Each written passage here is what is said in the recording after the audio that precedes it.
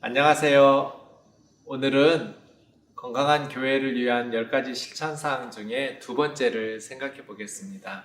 두 번째는 담임 목사는 명예롭게 은퇴한다 입니다.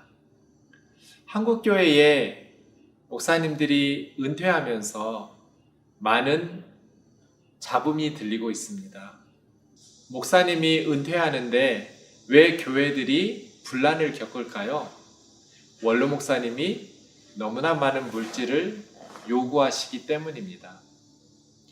제가 몇 년 전에 교단마다 목사님들의 은퇴에 대한 규정들을 조사해 본 적이 있습니다. 제가 파악하기로 명확하게 목회자의 은퇴에 대한 규정을 교단 차원에서 정해놓은 곳은 찾지 못했습니다. 대부분 교단은 노회마다 규정을 가지고 있었습니다. 은퇴에 대한 규정이 없는 노회들도 많이 있었습니다.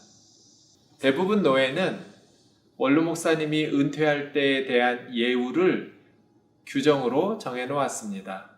보통은 은퇴금, 위로금, 은퇴하는 목사님 명의로 된 집, 사택, 자동차, 건강보험료 이렇게 지급하도록 되어 있었습니다.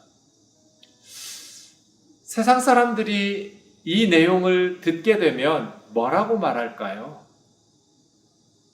이렇게 은퇴하는 회사도 있나요?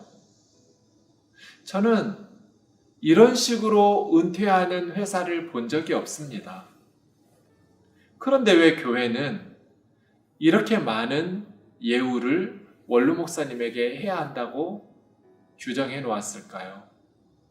이렇게 규정을 만든 데에는 주의 종을 잘 섬겨야 복을 받는다는 잘못된 생각도 한몫을 하고 있습니다. 목사님이 은퇴할 때는 명예롭게 은퇴한다. 목사의 노후에 믿음으로 하나님을 붙들고 사셔야지 교회를 부담 지우면서까지 많은 돈을 믿고 사는 그러한 믿음 없는 노후가 되지 않았으면 좋겠습니다. 그래서 우리 교회는 목사가 은퇴할 때는 퇴직금만 받고 은퇴한다. 이렇게 정해놓았습니다. 저는 노후에는 두 가지가 있으면 된다고 생각합니다. 하나는 집, 하나는 생활비입니다. 목회자들이 집을 구하기가 쉽지 않습니다. 전도사 때나 부교역자일 때는 저축이 어렵지요. 담임 목사가 되어서 집을 준비할 만한 여력이 있는 목회자는 거의 없을 겁니다. 그래서 보통은 교회에서 마련해 준 사택에서 생활합니다. 은퇴할 때는 그 집을 내어놓고 나가야겠지요. 그래서 당장에 살 집이 없을 겁니다. 만일 그렇다면 저는 교회 명의로 전세를 얻어주거나 집을 마련하는 것이 좋다고 봅니다. 목사님과 사모님이 은퇴 후에 그 집에서 살다가 두 분 다 돌아가시고 나면 그 집을 다시 교회에서 가져오면 집 문제는 해결될 겁니다. 그리고 생활비는 평소에 연금을 들어놓으면 됩니다. 그래서 담임 목사가 은퇴할 때는 명예롭게 은퇴한다. 여기에는 퇴직금만 지급한다. 위로금이랄지 자동차랄지 집이랄지 건강보험료랄지 이러한 것들은 은퇴하는 목사가 알아서 준비해야죠. 단 집이 없을 경우 교회에서 교회 명의로 집을 마련해주고 목사님과 사모님이 천국에 가시고 나면 교회에서 가져오면 됩니다. 집과 생활비만 있으면 되지 않나요? 무슨 돈이 더 많이 필요할까요? 물론 작은 교회들은 이런 말 자체가 사치스럽습니다. 은퇴금조차도 준비해주지 못해서 안타까워하는 교회들이 많이 있을 테니까요. 하지만 큰 교회들도 은퇴금만 받고 명예롭게 은퇴하는 것이 당연한 것처럼 문화로 자리 잡았으면 좋겠습니다. 저는 저의 노년이 하나님을 붙잡는 믿음으로 살기를 원합니다.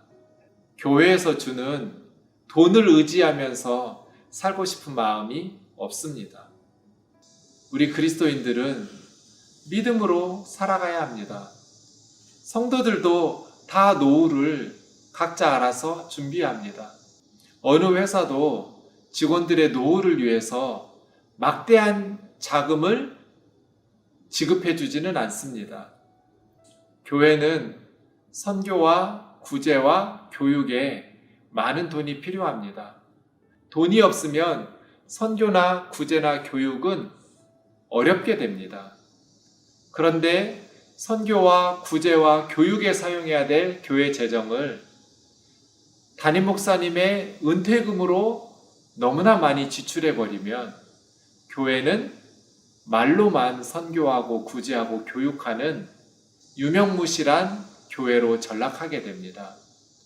한국교회가 미래가 있는 건강한 교회로 성장하기 위해서는 반드시 목사님들이 명예롭게 은퇴금만 받고 은퇴하시면서 노후를 믿음으로 사셔야 하고 교회를 위해서 희생하고 헌신하려는 마음이 있어야 합니다. 이것이 평생 설교하고 가르치셨던 십자가의 복음을 실천하는 길이라고 생각합니다. 감사합니다.